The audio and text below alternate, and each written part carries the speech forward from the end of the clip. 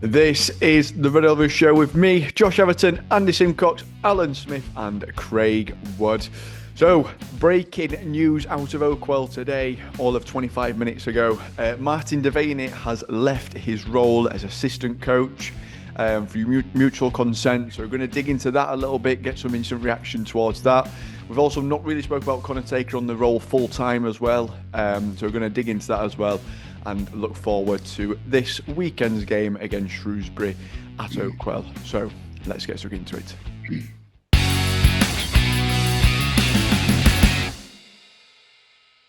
So, Andy, very nicely timed of the club to announce Devaney's departure, but they've come out, as Mladin said, mutual agreement. It seems to have had some open and honest conversations, which I think was a quote from Devaney, open and obvious conversations with the clubs over the last few weeks, and it's sort of come to this point of he's going to leave from there. So what's your sort of instant thoughts towards that? Because I know there's sort of been two schools of thought in this of we've had too many coaches, so it's a case of it's going to be one less coach, obviously, next season. And as people have been saying, too many cooks spoiling the broth recently, but it is someone who's been at the club for a long time, came as a player, been as a coach for, I think Al's just said 10 years as a coach, or as part of the Barnsley setup as well, sort of working his way through. So he's someone that knows the club inside out, so it's a little bit of a shame to lose him in that regard.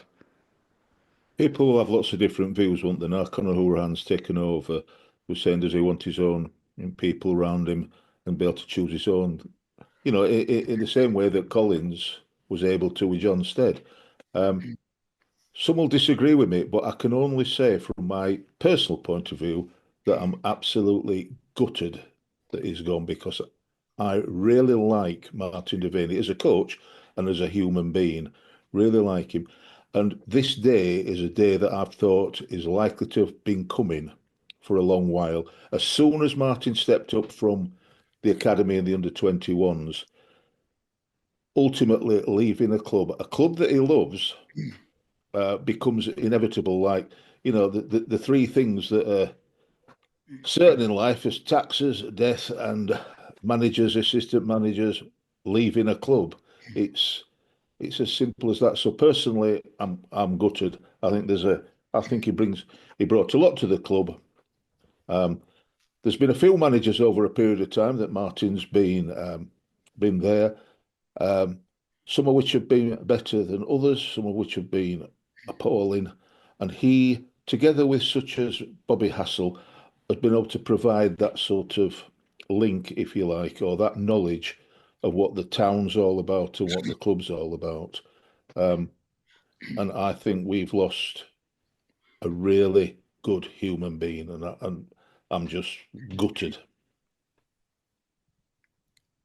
Yeah, it is a bit of a. Obviously, it is a shame. As Andy said there, someone that knows the club, has been in and around the club for a long time, came as a player, assisted the goal for Kyoto Ajayi against Chelsea all the way back in 2008. So someone who a lot of fans have got a lot of fond memories about him as a player, and sort of when he first came into that first team setup as well as a coach. Sort of it started off really well, and twice caretaker manager as well. So. I mean, I can understand if it is sort of from a frustration aspect of he's been caretaker coach twice and then sort of overlooked now for the job internally. So if he has left for that reason, then I sort of completely understand, get it really. It's a shock, to be honest. I didn't see it coming. He's been on our show. We've had Martin on our show, haven't we, Andy? He's been Yeah. on. We've had, is it a couple of times? Martin's been on Red all over. And respect to the guy. I wish him well. He was caretaker in April 2022 when Asbargi left. And then they called on him last season when Collins left to get that win at Bolton, and after losing at Oakwell, to get that win at Bolton in playoff semi-final. So yeah, got to wish him well. Didn't see it coming. He's a Barnsley lad. He's through and through. He had a good footballing career, and he had a good football career with us. And he's give his all to the football club, and that's all you can ask.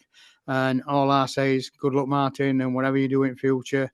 Hope the Momentous Academy goes from strength to strength, the coaching school, and let's see where he goes and if he stays in football.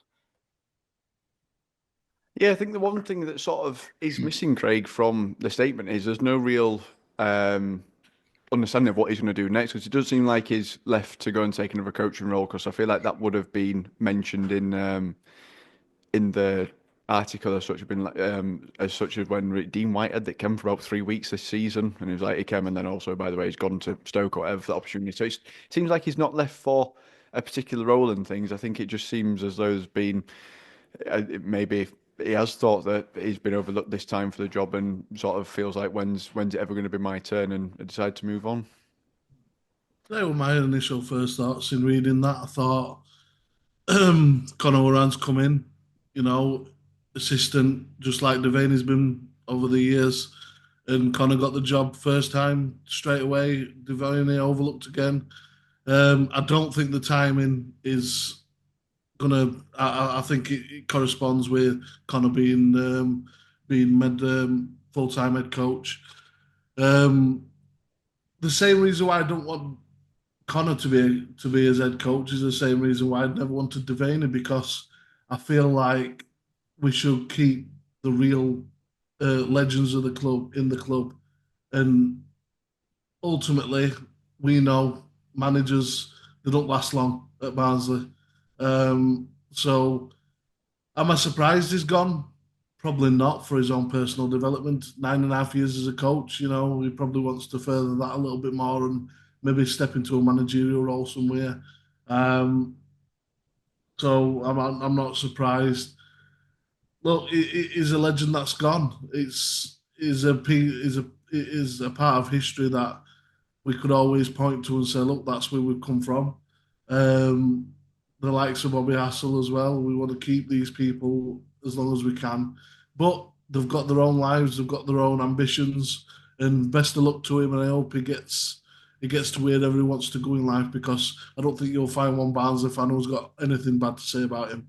So best of luck, Martin. Yeah, it's one of them when you sort of look, especially Adam Murray, I think is a good example, Andy, of someone that sort of was in and around the coaching setup, and sort of went on to, because he followed Val for a while.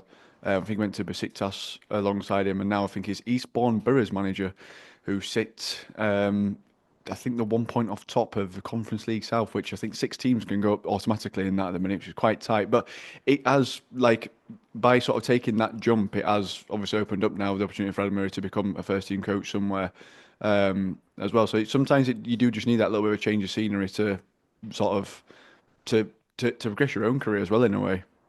Yeah, maybe that's part of what it's about. I mean, the shame, I think, is that a coach that I had a lot of respect for, both as a coach and as a human being. And it's not always a popular opinion, as Michael Duff, and it was Michael that promoted him, particularly to join him, as far as I can remember. And if I'm honest, I would not have been surprised when Michael left to go to Swansea if Martin had gone with him, because I think they had a really good, as far as I could see, a really, really good relationship. And it says a lot about Martin Devaney that he's stuck with us rather than his head being turned and going somewhere else. And I'm glad he did. Well, something's gone off. Who knows what's gone off? I assume we will never know what's gone off. But he's an honourable guy. What I will say that about Martin, in my opinion, is an honourable guy. And as Craig said so eloquently, you can't do anything but wish him the very, very best. And wherever he goes, we'll continue to follow him. Yeah, it does. I think it is one of those, Al, especially because, as we've said, like it's one of those like club legends who was part of that FA Cup team that got all the way to semi-finals. Like it instantly puts you within the hearts of fans, and it is a little bit. It is a bit sad, sort of seeing him leave and move on, even if it is almost for the best of both parties. Of if he wants to leave and the club, like Conor wants to bring his own coaching staff in as well. Like it just is one of them where it probably is the right time to move on, but it's still is a little bit sad because of all the memories that goes with it as well. Well, there'll never be another disco at Oakwell, will there? Disco Devaney. On shirt at back of me, what Conor fetched into stand for me, I've got what Martin put on Get Well Soon, Al. So I've got a message from Martin, which is special. So I can't knock him for what he's done for the football club. He's a true red through and through. As our show red all over, Martin's red all over. I'll tell you what we did when he came on our show a few years ago. It were around when we got on a decent FA Cup run, and me and Al were on it. I played hell up with him because that cross that he did, as Alan's alluded to Coyote Odejayi against Chelsea to nod in and put us into semi-final. I worked it out because they all went down to Wembley. It cost me a fortune. I worked it out to be something like 300 quid. Because suddenly, when we have to buy tickets for Wembley, they're all getting it all that. So I told him, I played hell up with him. I said it might have been a fabulous cross, like you usually do, an absolutely fabulous cross. But couldn't you have just scuffed it for me so that it didn't cost me 3,500 quid? And he just said, yeah, but you'd do it all again, wouldn't you? And he was right, I would. Yeah. I would say there would be shout to Marcio van Hommit for his overlapping run for that gave Devaney the space to put it in. The unsung hero of that goal in my eyes. He put it on a sixpence. He did, but it's all because of Van Hommit's overlapping run. Devaney in FA Cup won with Howard when we beat Liverpool at Anfield, 2008. Did he what? We're in team what beat Liverpool at Anfield. Won in 2008. Yeah. He won he? Did he put the corner in for Foster's header? I think he did, didn't he? Yeah. Steve Foster. I'll blame him for that and all then. You need to invoice Devaney about 500 quid. Must admit, he's got us a lot of memories, what you can't replace. He has. But looking at it a little bit more pragmatic, Craig, do you expect him to be replaced? Because there's been a lot of talk of there's too many coaches sort of within the setup at the minute, and Conor's already brought Tom Arbin in to sort of replace his position that sort of became vacant on the bench when he got promoted and took Darryl Clark's job. So do you expect us to replace him, or do you think we'll start to see that coaching team being thinned out a little bit more? I don't know. I mean, when the last head coach left, we didn't fetch anybody else in. You know, we tend to promote coaches from within anyway, and like I said, Tom's come up now from the under-21s. So the real answer is you never know. We could do, but like I say, probably see nothing until summer anyway, when Conor's had a chance to assess his backroom team, and ultimately, I hope he's the one that decides if he needs more coaches or not. You know, the team could definitely do with a defensive one at the minute. That's all I'll say. But yeah, we don't know. We'll see. Speaking of Steve Foster, he could be next coach then. Centre half in there. I think it. But that's been decent at set pieces as well. Yeah, exactly. Who's going those? Get him on pitch, and he might a coach. Get Devaney on wing again. You never know. He's only 44. Masters. Al, your mic's off, mate.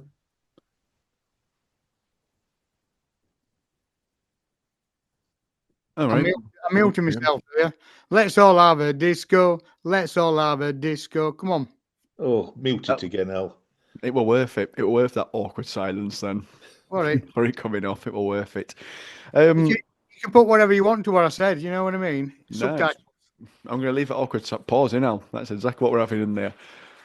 One thing we've not discussed, Andy, and set up a show we would do, is Conor obviously now been announced full-time. And sort of Craig mentioned it there of he might want to bring his own team and etc. and things like that. But sort of going back to Mladin when Darryl Clark got sacked, said there won't be an appointment until the summer. We've obviously pulled the trigger on that a little bit earlier by giving the job to Conor now, which I've seen a few sceptics within there, and I must admit, it did seem awkward timing of Paul Warren were announced at MK Dons, and then we immediately announced Conor after that. So, I mean, it was not that much of a huge assumption to imagine we might have been after Paul Warren, and then he said he's gone to MK Dons instead, and then we've chosen Conor instead. But we're shocked to see it all done prior to the season ending, given that Mladin already come out and said we'd wait until the summer and assess. Yeah, it did. It did, to be honest. I mean, I've not got a particular problem with it. I know a number of people have got a problem because his record has hardly been scintillating, one win. But there's been some signs, and you know, you would hope that there'd be some pretty big changes in the summer, particularly defensively, whether you count that as just defenders or certain midfield players, but have a more defensive change around. What I don't know is how likely it is that Conor is going to be able to influence or be part of that decision making. Now, he might say that he is, and I think he has said that he's going to be heavily, or going to be involved, and well, heavily, but involved. I'm not sure that that'll be the case. It hasn't been the case recently, so I'm not sure it is. And if it isn't, then he will go the way of all the others, because, I'm not going to try to be too awkward, but for me, the person that's been the most disastrous is Mladen. He oversees the footballing side of it. He oversees the recruitment of it. He said he got a good budget at the start of the season, and in my personal view, which is not necessarily a brilliant view, it's just mine, it's been squandered on players, particularly in January, that has not made an ounce of difference to us. So, Huddersfield have got rid of their director of football, who's done no worse than ours. So, you can say what you want about who should go and who shouldn't go. Total clear out. For me personally, it'll not go down well with club, I've no doubt. It'll be him for me on his current thing. Maybe it'll change this summer if he allows Conor to be part of it, because Conor is a footballer and knows about football and players and what have you. And if we get back to some sort of scouting rather than looking at spreadsheets, if indeed that's what we do, it could be a bit better. But I just get a strong feeling that it's Mladen's way or the highway. Could be wrong, but that's how it feels to Conor. And all of us can get ready, really, because I don't know what next season is going to bring. If it's the same as the last two seasons, he might last the season if he's lucky. I hope that's not the case. I think just about every fan wants Conor to succeed, Al. Realistically, obviously, he doesn't really want to. You won't really want him to tarnish his reputation as a player by having sort of a post in as manager. But as Andy's mentioned there, Mladen said that it wouldn't appoint until the summer. But I must admit, I do prefer him doing it now rather than the situation we got in with Michael Duff leaving and it caught us off guard. We ended up losing a couple of players based on that. I'm assuming that Mladen's going a little bit earlier with this just to get a feel for that, Al, and sort of help the recruitment in the summer and sort of like help shape that now with, ideally, Conor's input. Well, according to Dog from Chronicle, I've read online that Conor's going to have an input into recruiting who he wants. So he's not going to be, sat on sidelines and letting the recruitment team do all the work. So it looks as Warm words, Alan. Warm words have got to be translated into action. We've got to see, haven't we? It's got to be seen. Absolutely.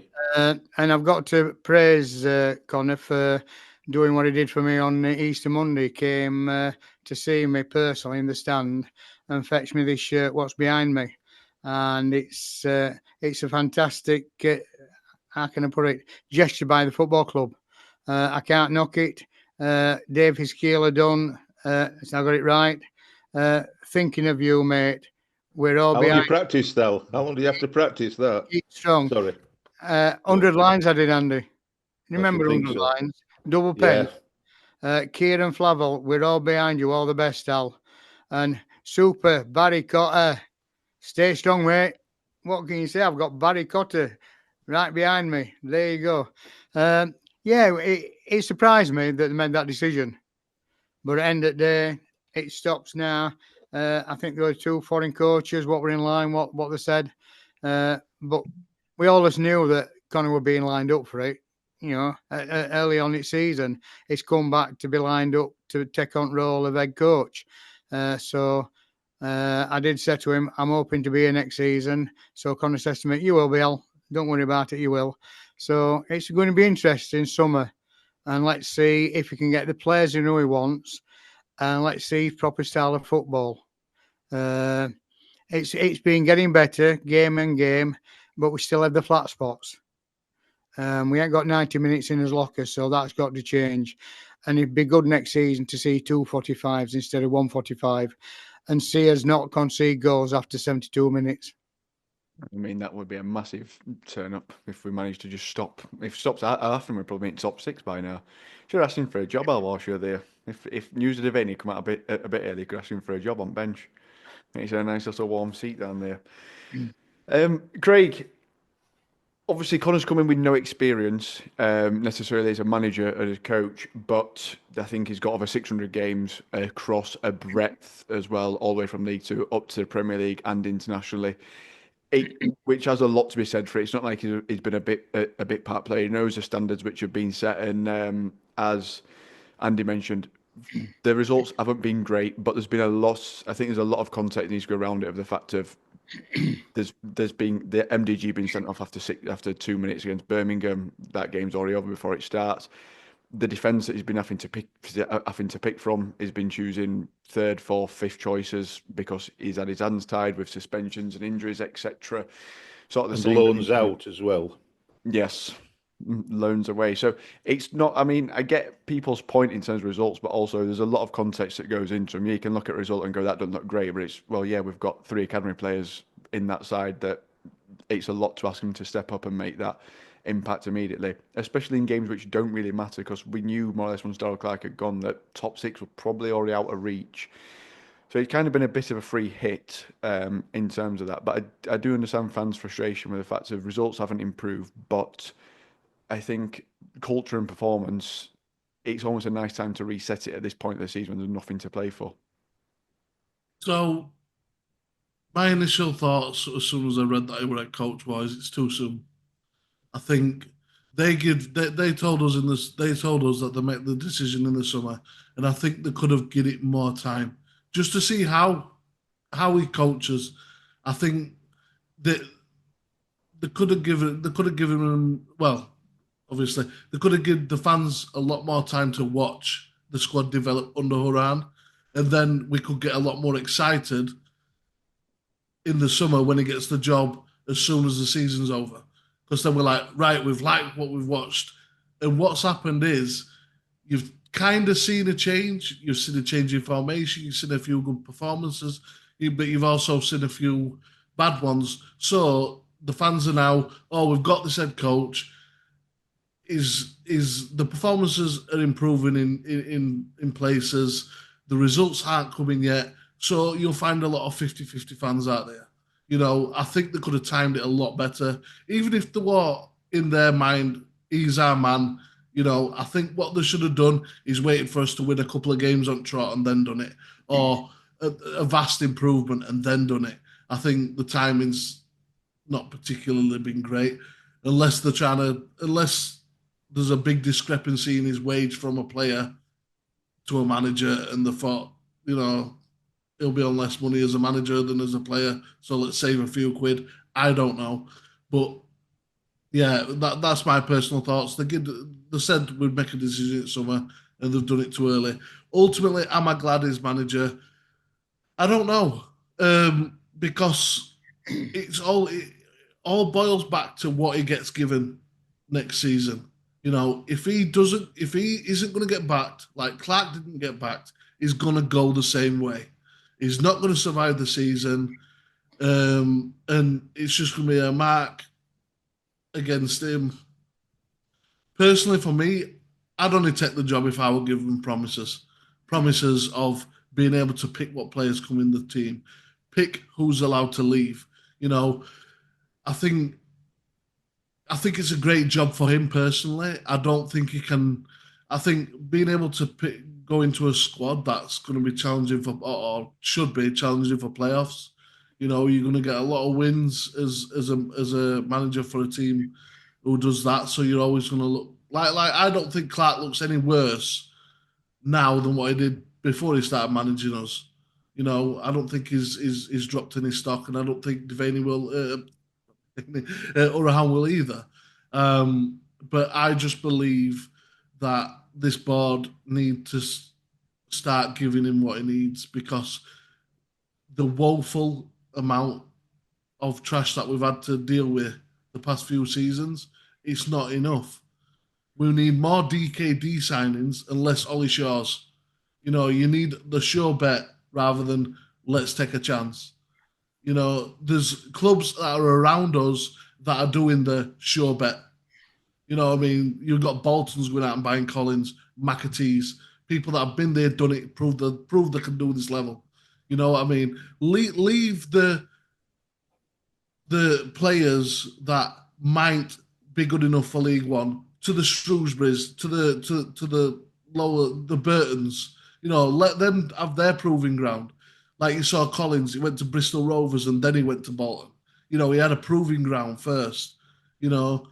And yeah, it might cost more money in the long run, but you're not leaving our future to the flip of a coin as much. Well, Obviously, it all went pear-shaped in January. We're fifth after Christmas. yeah, every season's flipping the coin. There's no guarantees. They've got to be aware of where it went wrong, and they've got to put the wrongs to right. But you've got to start getting fans back through that door.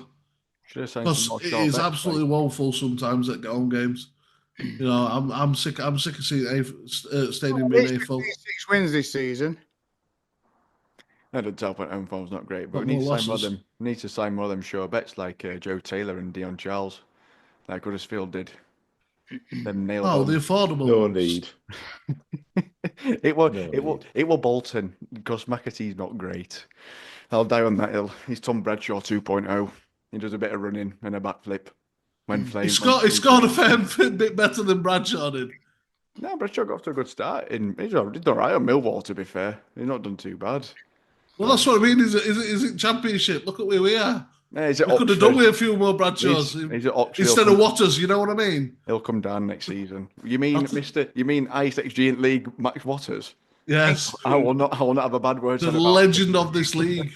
Not have a bad word said about him. He should be your star player, Craig. Your XG. Yeah, XG, Mr. XG. You should be pulling him up. Hey, that ain't no XG I've seen. I've not seen that XG. I'm telling you now. I'd love to see what you're not paying for premium version of XG. That's your problem. Get on premium one where you can change it yourself. Should put some of that money to that subscription towards a signing. There you know, whatever they're looking at, it's not working. Get your thoughts on Devaney leaving and also Conor being appointed full-time down in the comments below as well. We'd love to have a discussion with you guys as well about that.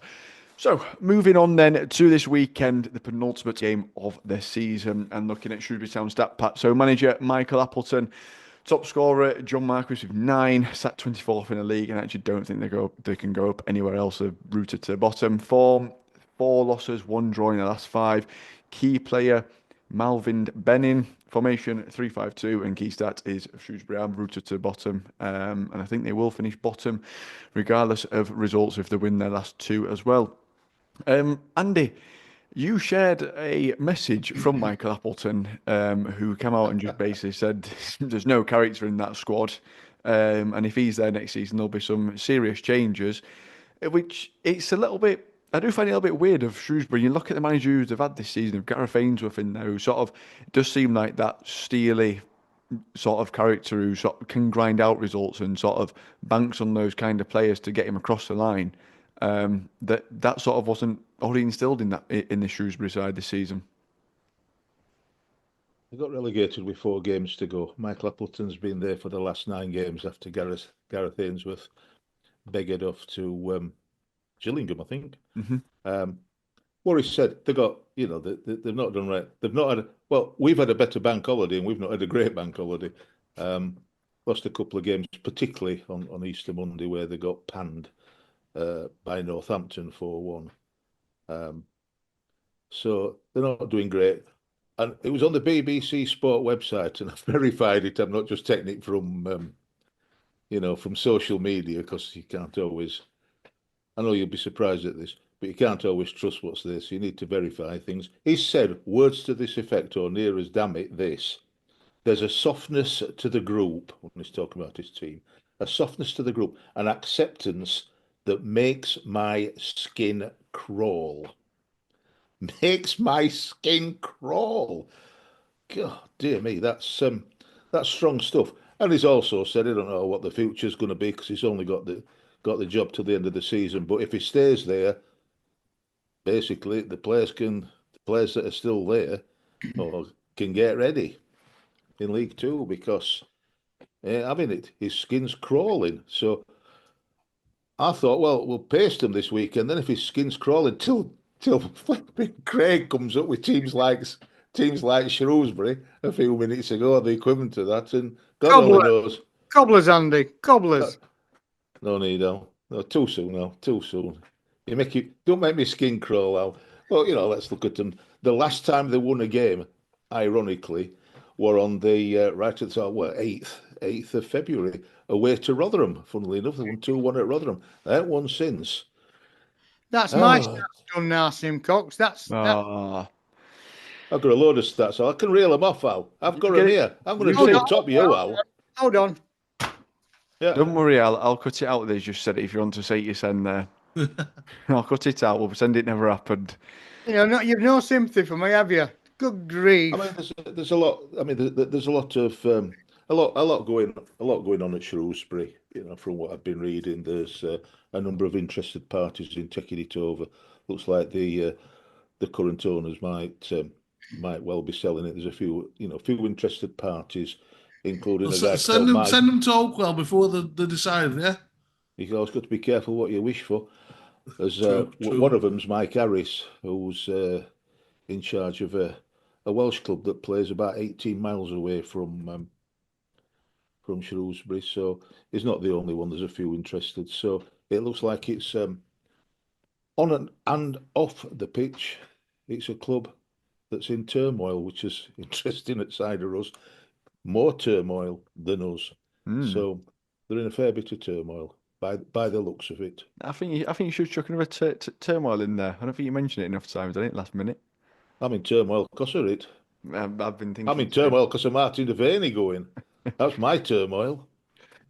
Al, obviously Shrewsbury, nothing to play for as such this season. The only thing they've got to play for now, and I think it really depends on how Michael Appleton's comments are taken in terms of are the players going to try and prove him wrong, or as Andy said, he's only been here for 9 games. I assume, I don't know this, but his contract might have only been able to end at season. Because I think in that quote as well, what you mentioned, Andy, it were a bit like up in the air, almost like we're a bit ambiguous of if he would be here or not next season. Yeah. So I think it's one of them for Shrewsbury players of they'll either not play for him or he'll get a real response from this weekend, which could make it a little bit of a problem for us. Well, what happens when bottom teams come to Oakwell? Usually we don't perform, do we? And they come and overrun us. Hopefully not on Saturday, as last game at Oakwell. I think they play a 4-3-1-2 formation. Blackwell's in goal. Is it Blackman? I thought he's a decent keeper, but he wasn't on Easter Monday, when I let 4 in. We're rubbish. Rubbish on Monday. And then they've got RX Donny Rovers striking, who scored in 90+1 on Monday. Marquis, isn't it? Marquis usually plays good against us. He seems to be a bane in our backsides. So hopefully not on Saturday. But it depends which team turns up, doesn't it? If they throw towel in or they want to play for pride. I'll tell you this, Al. If I were in a football team that the manager said, "You make my skin crawl," I wouldn't be coming out fighting for him. I'd just say, "Oh, I'll make it crawl even more, pal. Get ready."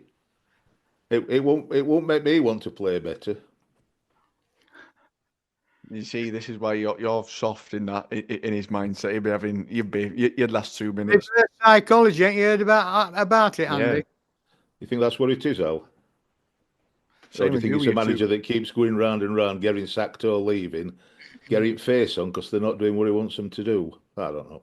No, that's we've complained. I know Craig needs to say something, but finally, just one little bit. We played hell up at times. Mixed views about Darryl Clark. We liked his honesty, but he was chucking players under the bus. He never said, "This shower made my skin crawl." That's pushing it miles too far. That's somebody on the edge. That's somebody that's not happy, and they'll not be happy. I think Darryl Clark were one more bad performance away from saying that. He weren't far off sometimes of what he did say. Craig, not been the best season for Shrewsbury, as you can tell, rooted 24th in the league. But I think it's one of those of just expected more from when they brought Ainsworth in, because I feel like they pulled the trigger quite early to bring him in as well, into into the fold of. It just seems like one of those managers that can make your team gritty, hard, and difficult to beat. But it's just not been the case for Shrewsbury this season. I do think they've taken points off some decent sides. I want to say they took some points off Birmingham, if I'm not mistaken, but I cannot quote on that. But they've definitely taken some points off some big sides this season. Yeah, it's the case of you can have a good manager, but if you don't give him the tools required, then he's not going to be able to build a successful team. And they did beat Birmingham. They beat them 3-2. Yeah, it's the old adage that you can put that you can hire who you want in the job as a manager, but if you're not going to give them the right tools to do the right job, you're gonna get a badly done job. And Ainsworth is not a bad manager. I mean, he works out of great determination and the ability to pull points out of it anywhere, And if they've not performed for him and they're not performing for Appleton, then I'm sorry, but that is a pretty weak squad. They might have some sprinkles of quality in there, but altogether, as a group, as a collective, they need to buck up their ideas, quite frankly. I think this match that's coming up is a tale of two teams with a bunch of players in both and managers in both that are trying to prove something.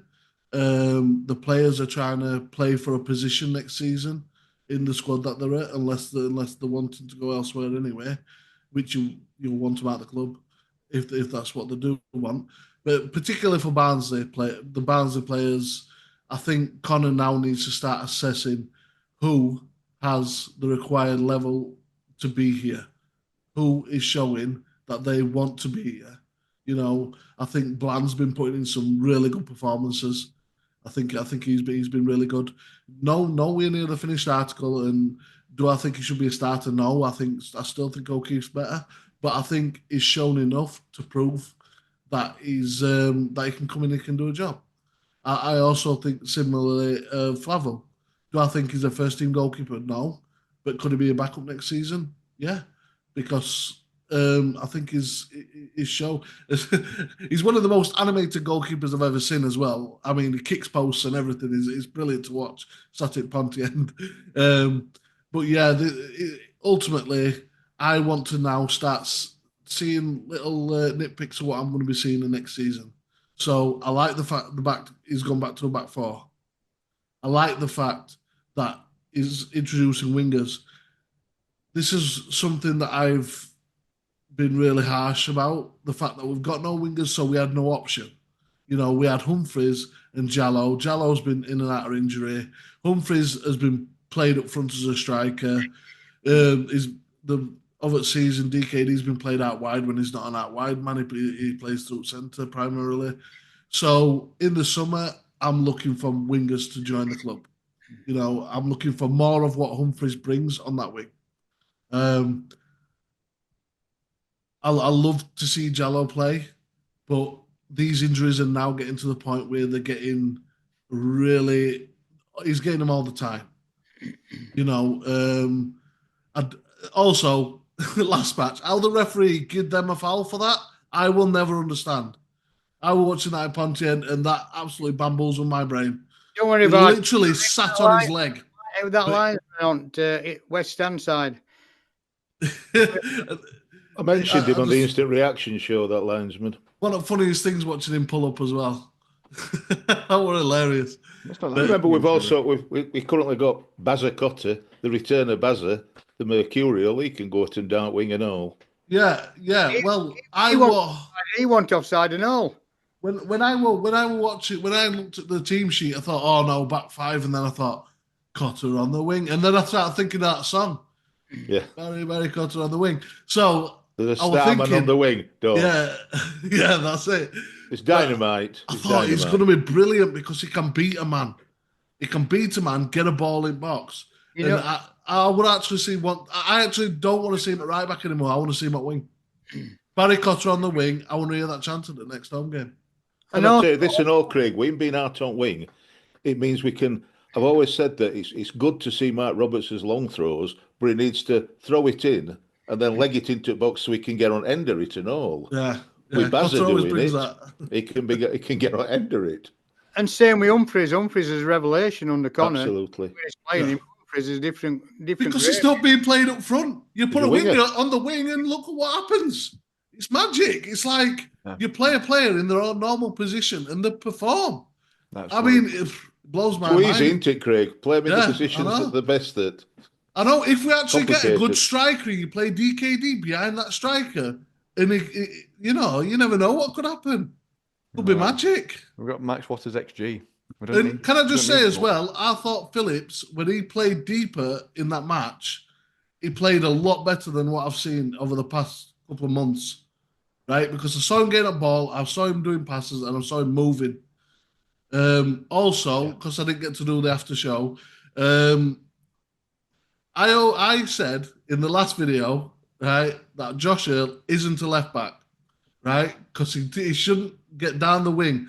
But what I will say is he put the man of the match performance in, and because he was inverting and coming in through the middle, and I think that was perfect for him. He was coming inside the pitch and not staying outside. He was unlucky. Craig, unlucky. Yeah, so he was able to break play up. He was able to link with midfielders, and I thought he played really well.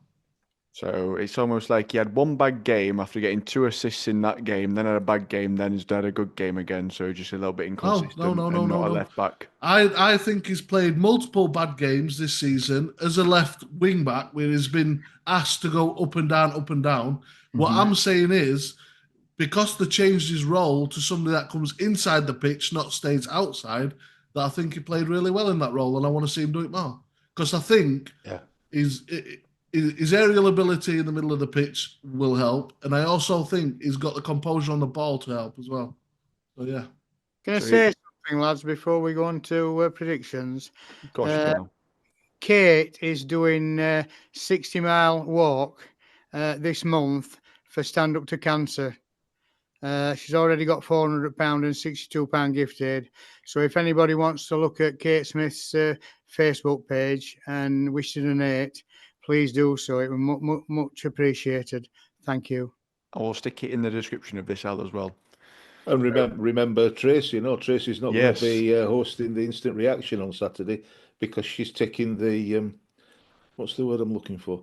The lunatic step to go under the London Marathon. My lad John's done it for the last 2 years, and Kim, his wife, has said he's not allowed to do it again. And do you know why he's not allowed to do it? Because she says he'll die if he does it. He'll die. So don't die, Tracy. I don't. Same reason why I'm not doing it. My missus said so to me. In mine and yours case. In our case, Craig, I'm there in spirit, mate. That's about it. That's best I can do. Craig, I don't think me and you could do it on a motorbike. I should have had my hip replacement today in Barnsley Hospital, and that's gone up in air, hasn't it? I mean, if I'd have had my hip replacement, I'd have been up for next year. I've already signed you up, pal. I've signed you up already. You're doing it. Right, predictions. Just on that as well, the link to Kate's fundraiser is down in the description below, as long as I don't know if Tracy's thing's closed or not yet, but if it's not, that will also be down in the description as well. Predictions. Andy, what are you going for? Listen, Tom Webster, and I've not used it yet, Tom Webster, bless his cotton socks, organised me an Andy Special 2-1 shirt that I've never worn on the show since he's done it. We've not won 2-1. So I can't even, there's not been an opportunity to wear it.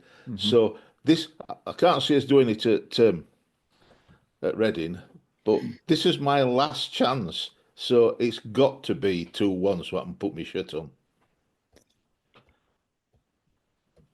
And it will be. Big decision. Andy? Al, sorry. 2-1. I'm going for a goal fest. I'm going for the same result at Northampton on Easter Monday. 4-1. I thought you said Leighton Orient then and go 4-3. I was like, that is a heck of a prediction. No. 4-1. Craig? Well, the lowest scorers at league, and I think they'll stay that. So I think 3-0 Reds. Oh, clean sheet. Crazy. Positive this week. I I know. believe in Conor. That feels And like Cotter on the wing. Is that what moving house does, Craig? Are you positive? Yeah. I hope you're not proved wrong, Craig. I believe in inverted Earl and Cotter on the wing. Does that mean I have to go for a loss then? Because I've gone No. for wins last few times. You lot have all been mangy. Look, we're going to tame the shrews. The taming of the shrews on Saturday. Fine, I'll join you. I'll go 3-1. I still don't think there'll be a clean sheet. John Marquis will get a goal if Yeah, anybody exactly. is. If there's one person, he's on 9, so he's due double figures. So that'll be his goal. And 3-1. Get your predictions down in the comments below as well. Still a few games left to predict, and I say that as in there's 2 left to predict. Just 2. We've been otherwise engaged. So although I've been collating the figures, I've not been inputting it. So Thanks, I'm going Andy. to try and get it. I know I'm going to try and get it done as much as I can. Hopefully by tomorrow. Kate and our saviour. Thank you very much, mate. I know. Look what happens to saviours though at Easter. It's not a good look. It's a bad time. It's a bad time for him to be honest. Bad time for us saviours.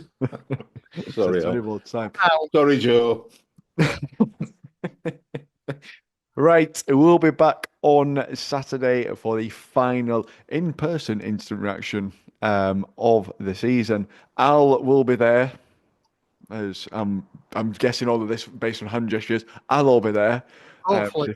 If there's ever been a reason to come, then that is certainly it. Andy will be there. Joe will be there. Hopefully, yeah. Tracy. If not, it's just going to be me on my own.